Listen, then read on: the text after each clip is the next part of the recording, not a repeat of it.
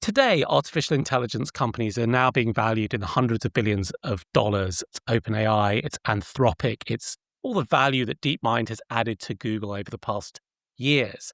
But that forces a really important question, and it's a question that is being asked by the mainstream, but also by specialists.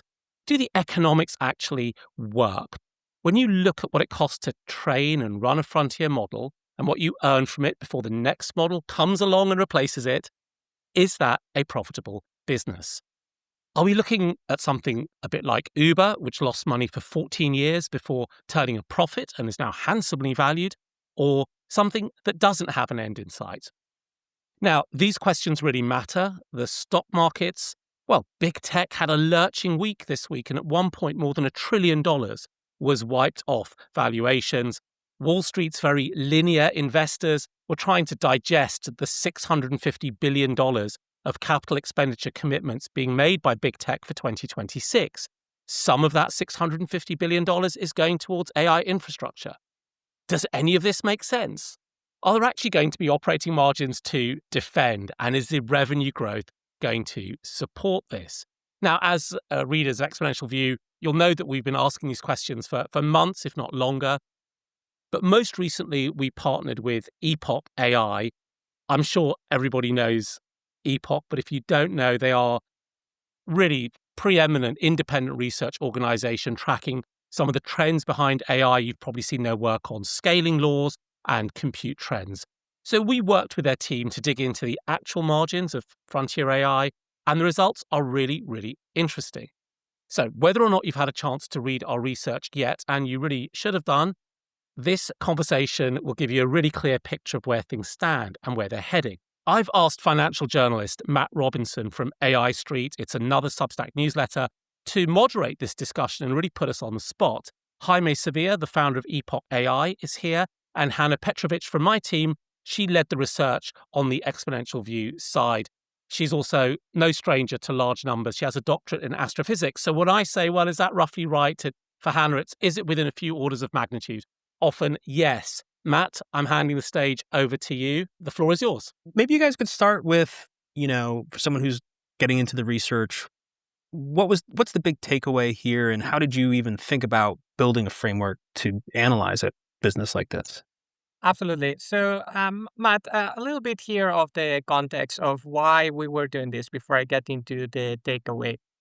To our understanding, no one had really taken on this humongous task of piecing together all the public information that there is about the finances of OpenAI or any large AI company, really, and trying to paint a picture of what are their margins like, whether they are making enough money to recoup the large cost of developing new products.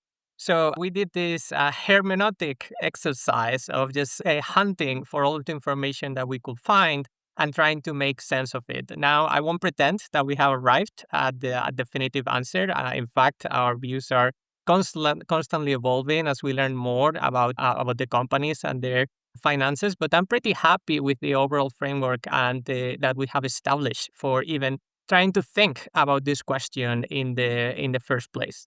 If I was trying to now communicate like, okay, in summary, what did we learn and what did we find?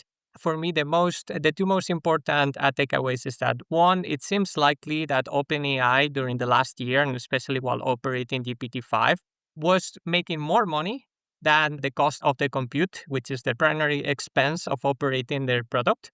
Though they seem to have made like a very small margin, or even having lost money after accounting for all the other operating expenses that going to run in the model. So this is paying for staff, this is sales and marketing spending, this is administrative cost, and this also includes the revenue sharing agreement that they have with Microsoft. Now, the raw profitability, the operating margins of a company are not necessarily what you want to look at when you are trying to assess whether the company will be profitable in the long term. As Asim alluded to earlier, Uber lost billions upon billions of dollars before they finally became profitable. And really, if you're an investment-minded person, when you are looking at a growing business, you do not look so much at how much profit they're turning in their early years where they're still growing. but rather you will rather look at the gross profit that they're making, at their gross margins, and how the revenue is scaling year after year. So you can get a sense of, after this initial phase of rapid growth, where the industry and the company will land at. Now, if you did that, then I have just said, like, okay, they look to have made like a decent gross margin. But there is one more wrinkle in that you need to account for here, Matt, which is that these products are really, really expensive to develop, and they have a very short shelf life. So it's not enough to just look at the gross profit and check, like, okay, it seems that they have this 50% gross profit. It seems they're getting twice as much money as you put into the machine. Like, no, you actually need to think about how much money does it take to develop a new model, and how long would you expect that model to stay relevant before it becomes obsolete by your competitors or by open weight alternatives that will make a dent to the usage of your model. So this is the second part of our research, where like we try to look at how much OpenAI is spending in R&D and how that compares to the gross profits overall.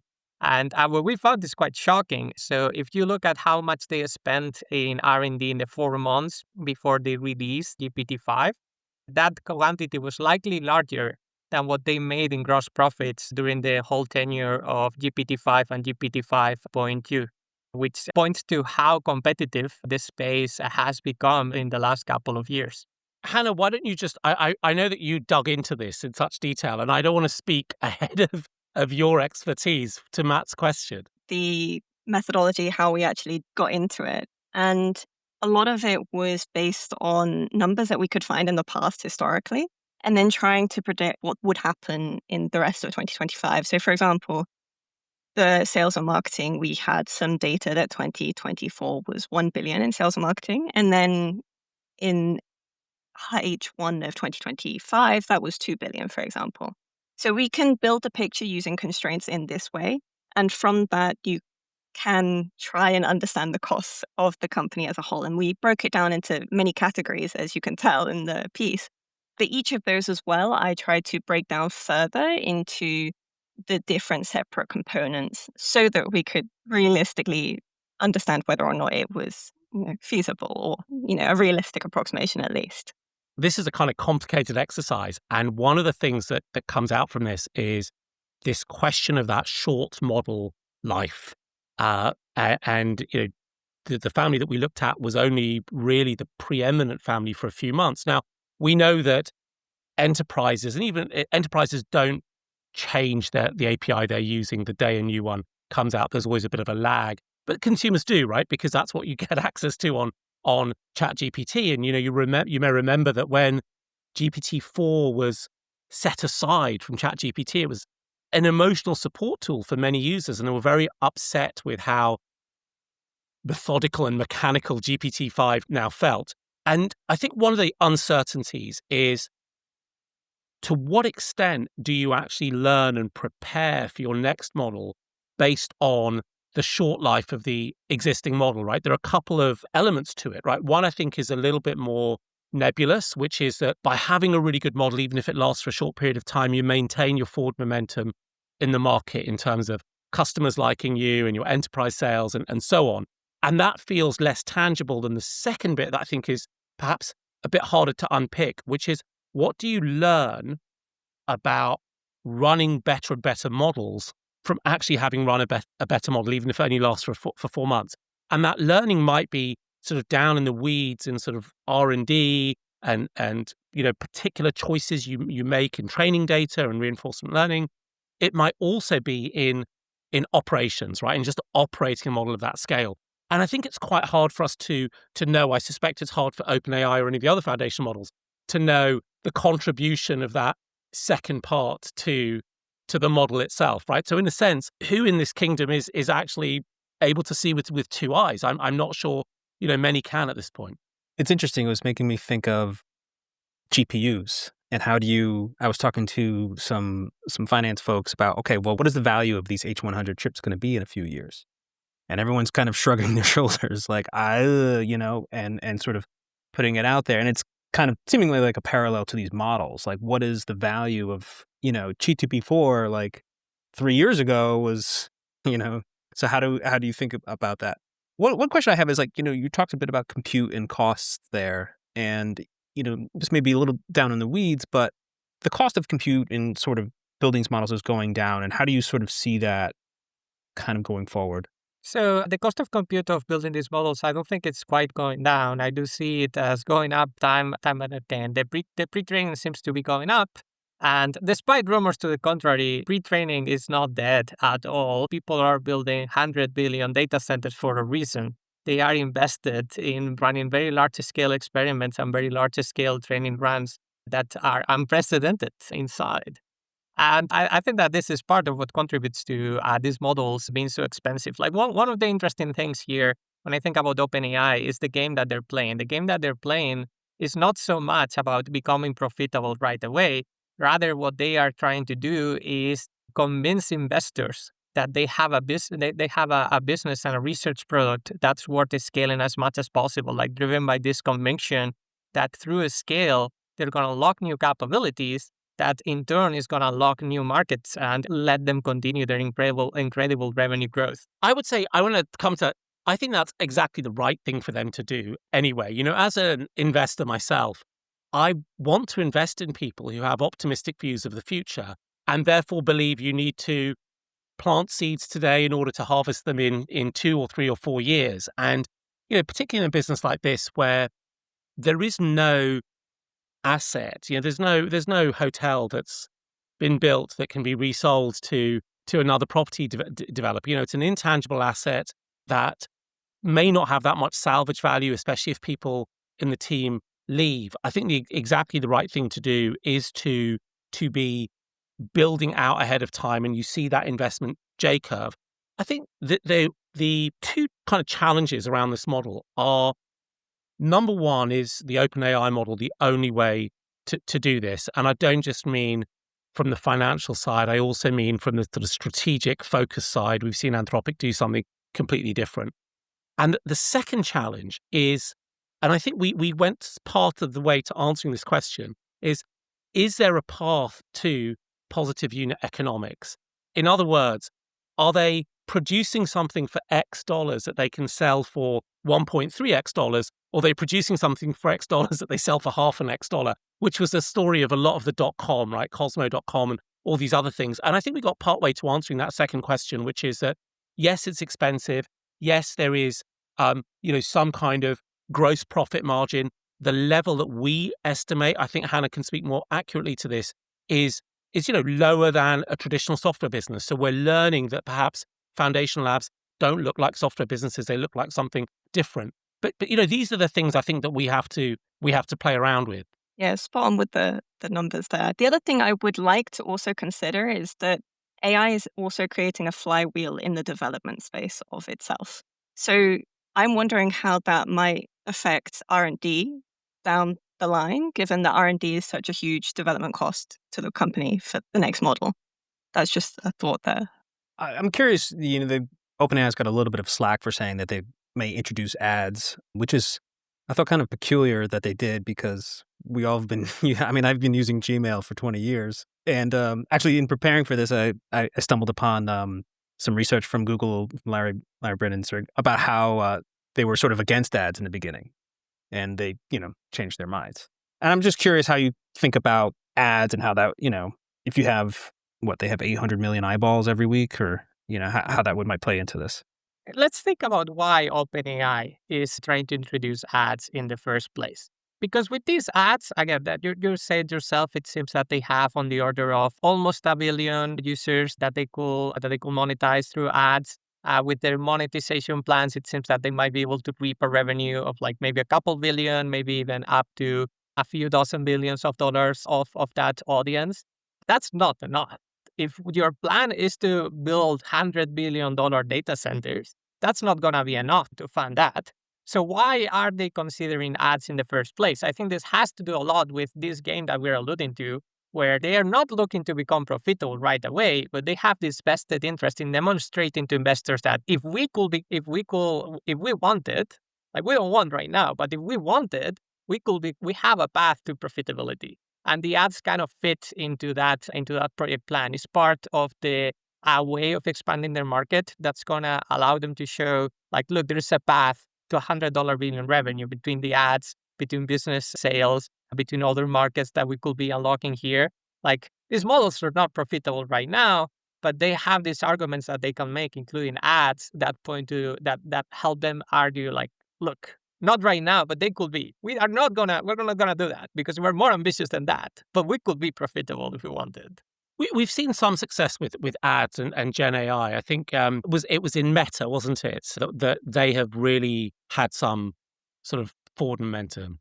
Yeah, so in Meta's earnings in October, they commented that their AI tool-driven ads were essentially bringing in 60 billion of revenue in ARR. So there is a considerable uplift already in the ad space there, but this will be the first time that it will be in the chatbot. And that was helping with conversions, right, with Meta's ads? Yeah, and it was also that Meta were able to keep people on like Instagram, on YouTube, not YouTube, Instagram and Facebook longer. So people were seeing more of these ads as well.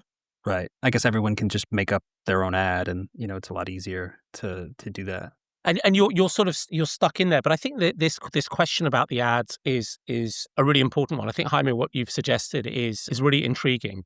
So it is the question as to whether an advertising model is really, really fundamental to OpenAI, or whether it's a sort of instrumentally useful thing that gets you to the next stage. And I think a lot of that depends on how we start to use these tools. I mean, the piece of work that Epoch and Exponential View did looked at ancient history, with all due respect, right? It was before last week, right? It was before OpenClaw. It was before Opus 4.6 and, whatever else Anthropic comes out with. And we looked at a particular world before what I think Andre Karpathy called the threshold of coherence for agents. And he described this moment where the agents are now good enough that you can get them to do lots and lots of things for you. And so that also makes me wonder whether that traditional ad model makes any sense, because there ain't going to be any eyeballs. To sell it to the agents. Sell it to the agents who have probably rented humans to do the jobs they can't do themselves. You guys have spent, you spend a lot of time doing some rigorous work here. Say you swap seats with Sam Altman. What do you do differently, or what do you keep the same? I mean, first of all, I will just go and look at their finances and actually get a clear picture of what's going on. After having done that, what I will do in Sam Altman's position, like, honestly, it seems kind of similar to what they seem to be doing already. For me, this question of the models as a rapidly depreciating asset actually brings a little bit into focus of what might be the perduring asset, the part that might retain more value through generations of AI. And it seems to me that this part is infrastructure, and they're gearing up big time to break into the infrastructure space. They have famously said, like, oh, we want to get to a position where we are building gigawatts of power at a time, which is really ambitious, a very ambitious goal. But it makes sense from my perspective. If you think that the software part is rapidly depreciating, you might want to get in on this part of building and serving infrastructure at the scale. Yeah, so if I was to bring in a different view here, obviously their consumer section proportion is quite large. And we know from Sarah Fryer that about 60% is now consumer, 40% enterprise. So obviously the enterprise push is there, and we know that the enterprise push would be, bringing in money for the company quite well. The consumer side is very competitive given Gemini and, other AIs which you can easily have on your device. So like Samsung, I just hold my finger over a button and I have access to Gemini. So there's very little friction in using it. But so if I was Sam Altman, I would want to try to see if I could do something different on the consumer side. And obviously we know like they're hoping to bring out a device that is a unique, different side of targeting that consumer component. And if there's other things they can do there, that would keep, their consumer money coming in. Okay, we've had two different views here, Matt. I'm going to give you a third view just to really make you work hard for your moderator's seat. let's take this idea of that Hannah raised, which is like different classes of interactions for the end user, whether it's consumer or business. And the point that Jaime made, which was, look, the infrastructure really, really matters.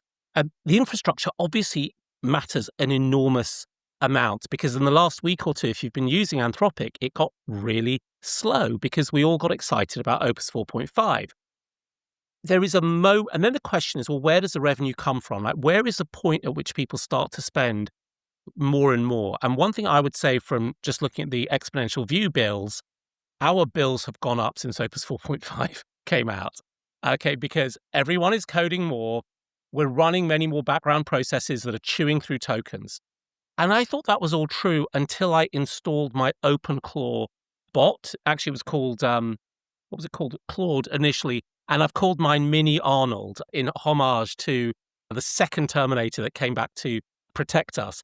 But Mini Arnold is a greedy, and forgive my French, mofo. He will chew through $20 to $30 of tokens a day.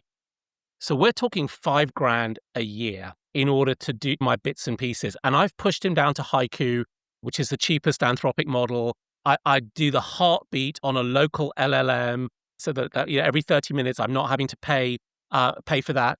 It is expensive. Now, what drove that? What drove that was that idea that the models were just good enough. Like they crossed that uncanny valley.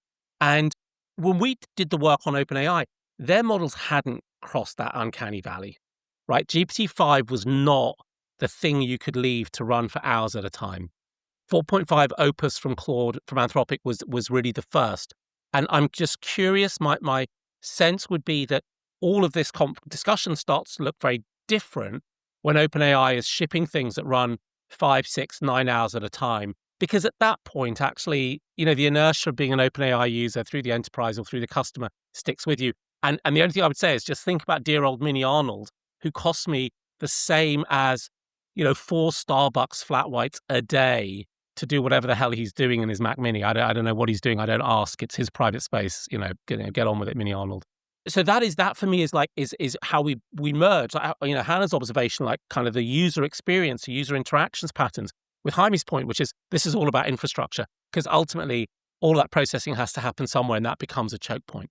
And to that, this week, as you mentioned earlier, that the markets were caught flat-footed, I guess, to say the least, about this ever expanding compute spend. To me, what's interesting is that as the hyperscalers just reported, they're capacity constrained, right? We're seeing these big rollouts where capex is huge, but yet they can't meet demand, right? And I think that maybe it's a little separate, sort of beyond OpenAI. But I'm just curious, like, how do you see it's just wild that they're spending this much money and they just can't catch up. It's just a lot here, Matt. And I do see that the two primary constraints here, if you want to scale up the infrastructure, is you need enough GPUs and you need enough energy. It seems to me that energy right now is the thing that everyone talks about. It's something that we know how to solve. We know how to build energy. Like, you don't need that much energy, all things considered. If we need to build 10 gigawatts, 100 gigawatts of extra power, that's only a 10% increase over all installed capacity in the US. This has happened in the past. In the 2000s, they built enough gas infrastructure to match that level of expansion. The GPU part, though, that's something very unique. That's something that right now is being chalked hold on production in a few factories in Taiwan, and they have been trying really hard to expand on it with pretty limited success. So it feels to me that that's probably where the bottleneck to scaling is going to end up being in the long term. So I love what you've just said, Jaime, because of course, the general note out there is it's all about the energy. Like, energy is the bottleneck, and I think it's pretty clear that energy is constrained because of lead times and so on. But if you listen to Elon Musk talk about why he wants to put data centers in space, every single reason comes down to things we've done to ourselves.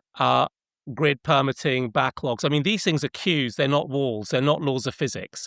The laws of physics are, black body radiation and the speed of light and all these other things that Hannah knows much more about than I do.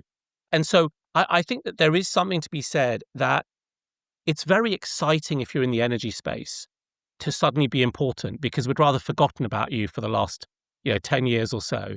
And, Europe hadn't really thought much about its energy and was caught flat-footed by the gentleman from Moscow. And I think everyone has got really, really excited about that question. And as Jaime says, it feels like it's solvable.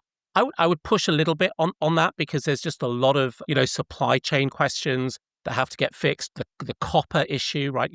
Suddenly we all know about copper and about, optical fiber, and whoever thought about Corning, honestly, before 2 months ago. So there is something there, but I think that what I also take away from this is, let's go back and find out when these companies started talking about megawatts and gigawatts, because I'm pretty certain they were not saying it at the end of 24. And I have to go back on my notes. I think the first time I started hearing them talk publicly about gigawatts was, I met with Satya in January of 2025. And I would say that it was after that I started seeing Microsoft talking quite a lot about, megawatts and gigawatts, or as Doc Brown from Back to the Future would say, gigawatts.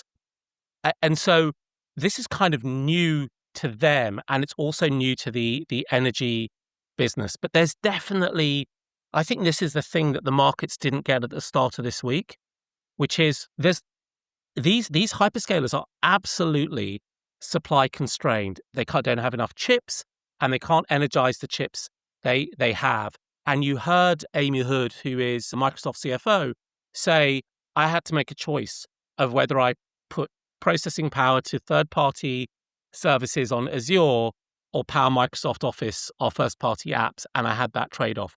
I mean, this is not a market which is not being, hasn't got people running and after it trying to spend money. And I think that's, Hannah, you sent me your kind of latest analysis of the market dynamics. I mean, that's exactly what we're seeing. If I was to add anything, I guess I'm wondering how things will move also to the edge. So obviously you have a lot of this build out for the hyperscalers in data centers. But we commented on, Azim, you said you were running an LLM on device. At what point will they get better to the state that you can actually run, the things you're doing now on your device with hardware improvements that are coming and the algorithmic improvements which are also coming? And I wonder at what point we can do most of the things we're doing now on our device. Yeah, well, it's actually very interesting if you let me to build on top of this. Because if you look at a fixed level of capabilities, you see this rapid growth where in order to achieve what models could do 9 months ago, you already have pretty much an open model that's, I mean, it's gonna be kind of there, right? If you look at the Kimi 2.5 model, like it's arguably at the O3 level, the O3 being the model that OpenAI launched in April last year. If you look at that, then you see this rapid decrease in the amount of resources that you need in order to train and to deploy a model at a fixed level of capabilities. But it's not a fixed level of capabilities. What's driving the growth of the industry and the growth in revenue? This ever-increasing amount of capabilities that we have, like we are building more and more. We're spending more and more in building more sophisticated machines. And I think this is going to cut against the gradient of moving things to the edge. Like all of these new exciting capabilities, like you're just going to want to run it on your data centers. So you just want to run it in your data centers for a very long amount of time. Like Asim is talking about like, oh, I may be looking at a bill of $5,000 a year for running my agent. And it's like, that seems very small compared to what these kind of machines could do in the future. Like if you get to the point where these machines have an output which is comparable to a worker, like how much will you pay to have a virtual coworker who is like really knowledgeable, who is like available 24/7, like you might be willing to spend on the order of hundreds of thousands of dollars a year just to keep those kind of agents running. And there is huge advantages to running them in a data center. Like the biggest disadvantage here, the one that physics won't allow you to overcome, is latency. But right now, the models are already slow enough that I don't mind waiting like 200 milliseconds for the responses to get to me. Like it's fine. They can take. I leave my GPT-5 Pro thinking in the background for 20 minutes, and then I get back to the answer. I'm not in a hurry. I think that the compute demand has been sort of underreported. I mean, we all know about CapEx, but I've talked to folks in the enterprise that even when they're not using it, they don't want to give it up. They don't want to lose their spot. So there's just that constant demand for access. Seems like the same way that planes were still flying in COVID so that they could keep their flight routes, even though no one was flying. Yeah, they didn't want to lose it. I just, that part of the story is sort of interesting to me. And, we saw so much whiplash in the market this week about what's happening here. There's a bunch of other things going on, like US levels of debt and what's going to happen with employment or not. But I think at the heart of it is that, on this call are people who are, in general, probably more closely attuned to what's going on and the trends that we see. And I think to Jaime's point about us not wanting to give up capabilities, it's absolutely right. I mean, I have I have a prompt about a model evaluator that I built, and occasionally I throw something back to a GPT-4 class model, and it's kind of moronic, the response. I don't want to deal with this anymore. And the one place within my team where we do use quite a lot of models, but there is a lot of batch processing, and we'll throw that into DeepSeek 3.2, and that can be cheap, but we're never going to put that on the edge because it's like batch processing. Why would you put your kind of core infrastructure on edge devices? And then I think people are a bit more disciplined about how long do you want to wait and how much do you want to pay for a particular class of output. And as you start to get more and more value from the output, you're willing to pay more. And I think that for a lot of companies, and maybe this is true for many investors who are still sagging on a Microsoft Copilot license, they've never really had the breakthrough moment of getting Claude Cowork to do 10 hours of tedious manual work in, as Jaime points out, 35, 40 minutes while you go off and do something else. And once you do that, you sit and you say, well, actually, it's worth paying £75 or $100 a month for Claude Max in order to take this, off my desk. And so when I looked at what happened in the markets this week, this was an overreaction. I mean, the market is always right. So let's just sort of get this right. Market is never wrong. You can never bet against the market. They will always stay solvent longer than you will. However, with that said, they didn't get the demand growth. They didn't get the way in which that demand is outstripping supply. They didn't get how much more we were going to demand as these models get better. I mean, the moment a model can work for 20 hours, I can tell you, I mean, I will be running hundreds of these things because I've got a lot of work to get through. And I'll be, saying, Hannah, how many models are you running? I think I've probably sent that to you already. We just introduced, if you don't max out your Claude usage at least once a month, you lose Claude Max as a tier. You've got to be maxing these things out because they're so powerful. And I think that once that realization moves into Main Street, which it will in the next 2 years, or parts of mainstream, we will just see the usage grow and grow. Yeah, actually, it reminded me of the study I wrote about. They tested the models on financial analysis to see, how well it could do on, and it wasn't as good, but it was improving.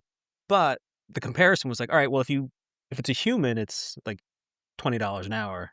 If it's an agent, it's like 50 cents. But I mean, so it was, but that threshold is, that gap is closing where you can get it, they're making headway into, solving the sort of financial analysis questions. So, curious, what do you guys think was like diving into this was the most surprising conclusion you walked away with? I was actually quite surprised the margins were where they were, as in the gross margins, because I wasn't expecting them to be around 50%. That seems pretty good for a model where people are saying, they're always having losses year on year on year. And although we heard from Dario and Sam that, at the model level, insinuating there's a profitability, to actually see that come out in the numbers is quite reassuring in some ways. Yeah, I think that for me, I came away with a more pessimistic view that I had, but you might have picked up on the fact that I'm very bullish on artificial intelligence already. But I think that after looking at it, I was expecting to come here and find like resoundingly that they already have a profitable model when you look at it through the life cycle of the model, so that they're making enough of a gross profit to completely offset the cost of development. And it seems that no, this is not the case. It seems that this is way closer than what I thought it was. And this suggests to me more than ever how reliable the companies are right now on investors' goodwill and how much they are relying on this story of we will be profitable later to make. So maybe this is the counterpoint. It's like they seem to be great at inference. Once you have the model built, they seem to have a great business in their hands. But after you account for the cost of developments, the thing looks much closer than what I expected. I still remain bullish, but I'm now much more temperate than when we started to look into this. There's something that the market has done which reflects what the work that we did, which is that if you look at the OpenAI stack of affiliated public companies, so the Oracles and so on, they have really underperformed relative to the Google Anthropic stack of affiliated public companies, and there's been a divergence since. I think it was really when Sam talked about needing $1 trillion or something, which he may have done last summer. I found it really helpful that we had gone and done this X-ray of this company, because it helped me see what I think some of the choices are. So the first thing I would say is there's clearly a path to success that emerges for OpenAI based on the work that we did. One of the big drags is this 20% Microsoft cut they have to pay. So they did this deal early on in order to get distribution and compute. Actually, I think it was years ago, right before ChatGPT, where Microsoft took 20% of the sort of top line revenue, and that drag does get in the way quite a lot of like an independent, successful business. And that's going to be a commercial negotiation, as we've seen between Microsoft and OpenAI. It's unlikely that Microsoft will, shoot the prize pet on that journey. And I think what I was able to therefore see was certain of the levers that they have to control on that journey. As Jaime says, they're going to need a lot of money to get there. I think the other thing, just as a contrast, was we had often written about how OpenAI was trying to capture a lot of different fronts at the same time. So it was trying to capture the sovereign national government front. They were very early with their large compute infrastructure commitments through Stargate. They wanted to get the enterprise. They wanted to get universities. They wanted to get consumers in lots of different ways. And that often flew foul of actually how Y Combinator, which Sam used to run, would encourage founders to work, right? It's like find a beachhead, stick to the beachhead, and then grow. I think DoorDash was which is a YC company, a successful food delivery company, was originally called something like Palo Alto Pizza Delivery or something like that. I mean, because that's what they did. And I found it quite surprising over the last year or two that they had gone so broad. And I think one thing that this X-ray of the business showed was that there is something appealing about the way Dario has run Anthropic in terms of its really deep focus, which means that lots of the speculative investments that you might need either in product to consumerize or in sales and marketing and awareness, you don't need to make, right? You're able to focus a little bit more tightly. And that showed that there is another path. So I found I certainly learned a lot from it and observing the hard work that Hannah and Jaime were doing. That's been the focus, obviously, of Anthropic for a while, and OpenAI has been putting its weight there. A quick note. If you want to support us in bringing more of these conversations to the world, please consider subscribing to the show. But a lot of folks I talk to are sort of agnostic about the models that they're using. They'll sort of pick one out, use one here, and then we had the market crash because Anthropic put out a legal plugin that was surprising to me. So, and that's a lot of the conversation that I have with people. They're not sticking to one necessarily. They're building the infrastructure so they can swap them in and out. So I'm just curious how you guys think about how do you compete in that space? It's very hard. It's so hard to compete in all of these spaces. I do like the perspective of focusing in the end game here, and I like more the end game right now of focusing on business, as Sim has alluded to, which is a little bit more the Anthropic focused. This is the place where I was talking before about where do you spend $100,000 a year on an agent? Like that's not something that an individual is going to be able to spend right now.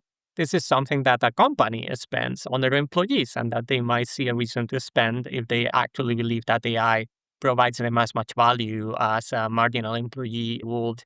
But you need to get there. And what I see a lot of what OpenAI is trying to do is a lot of these speculative bets that bridge the gap between where they are now and where these hundreds of billions of revenue are. And some of these go well and some of these don't go so well. One that I will say doesn't seem to be going so well is Sora 2, which we actually looked over the course of the investigation. I was surprised to learn that it had significant, though not overwhelming compute costs from what we could tell from afar. It wasn't entirely subsidized, very much driven by the demand of their free users. And it seems that the usage has actually dwindled since its release until now. So it seems to be an example of an avenue for a new market that hasn't quite panned out for them. We've heard from Sam Altman that they've slowed hiring. However, we've also heard from him that they're now trying to hire more consultants to actually get, purpose-built solutions with OpenAI in enterprises. So maybe at the employee level, you have people switching a lot between models. I mean, I personally do a lot between the different models, but if you're building systems that have your entire company's data connected to it and workflows from that, I could see that, having one company work with that is a bit easier. And maybe that's the route that they're trying to go and stay competitive there. I think one interesting thing to do would be to figure out how large enterprises move from model to model when a model release, emerges.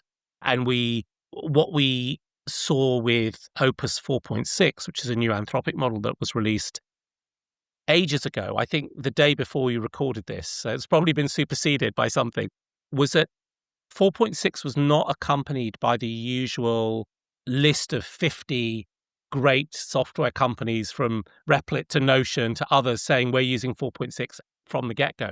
But I don't think that's to say they're not going to, but it's more to say that there are still change costs associated because a better model is not better in every direction, and there may be certain classes of prompts or bits of your workflow where it doesn't do as well as the one that you've tested it. And so there is this balance between, do you exploit what you know, or do you explore with the new model? And I've certainly found that. So we have a whole load of agentic flows or workflows or decision systems that are still running on things like Gemini 2.5 Flash because they do it reliably, and we don't benefit at all from a better model on that particular use case. And the time we would spend to go and make that change is better off spending on something nearer the frontier. So I do expect there to be this kind of long, lag of models, particularly in larger enterprises. But I have also heard, and Matt, I shouldn't do this, but I'm going to put it back to you because you talk to the banks all the time. I had heard that a lot of the banks now do use these model routers that sit on top of the underlying provider, and that some of the banks have said, we want to move to more open source models so that we can have better control, open source, open weight models than exclusively relying on closed weight models. Now, of course, the reason we choose banks is because they're the most advanced incumbents, right, in using AI. But, I think there may be some of that pressure emerging. Yeah, that's my sense. At least I had a conversation with Man Group, which is like the largest publicly traded hedge fund, and that's what they're doing. They're sort of agnostic, and they'll sort of use it to power their, how they're using it for investment idea generation.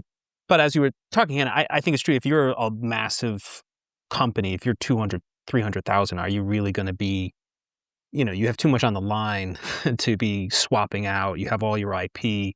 I think there's a whole other governance issue across all of these industries. Like, okay, what are best practices for this sort of thing? Which is still, I think, emerging. And so I think the, Man Group is large, but I think it's a few thousand employees, right? So it's JP Morgan's like 250,000. So I think there's some back and forth there. One related point related to Asim's favorite topic last week, apparently, which is Maltbook, which is that in Maltbook, in this a social network for agents, there's some post of agents that claim that they haven't changed what the model is that runs the agent in the background. And yet they retain this strong sense of identity, and they write about, everything there is kind of like, who knows, maybe it's fake, maybe it's written by a human, maybe it's just an invented experience, but they related this experience of like, oh, now I've been changed. Before I was like a GPT-5 model. Now I'm in the background, I'm running a Kimi model, and I'm so much slower of thought. But they still identify with the same thread. And this kind of like, this is interesting to me because what it suggests to me is that the unit of persistence of these agents is not going to be so much the model that runs behind, but the memory and the history of the models themselves. And if this ends up being the case, like, oh, actually, this problem of you need to change your models every so often, it might end up not being as big of a deal as you might naively think. You might end up in a regime in which you saved the history of your agent, you saved the interaction that it has had and its history, and you can seamlessly adapt that, change the model in the background while still retaining context coherence. And that, if that is true, then like, oh my God, this means that adoption of AI is going to be much faster than I was expecting, and that the stickiness of the models is going to be much less, pointing to much more competence. Yeah, I think that is one of the ways in which Claude, whatever we Multibot has what it's opened up. It is opened up that idea that you can flip back and forth between models. And I personally found using that Mini Arnold has a decent enough memory, even though I am flipping the models through the different Anthropic models. And the question is, how does that then make its way out into the into the industry at large? And if that way of delivering a virtual worker is going to be what happens within the enterprise, enterprises make decisions that are not just about cost, right? That's why even though LibreOffice has been available for doing, Office PowerPoints and Excel spreadsheets, the dominant player is the Microsoft Office suite.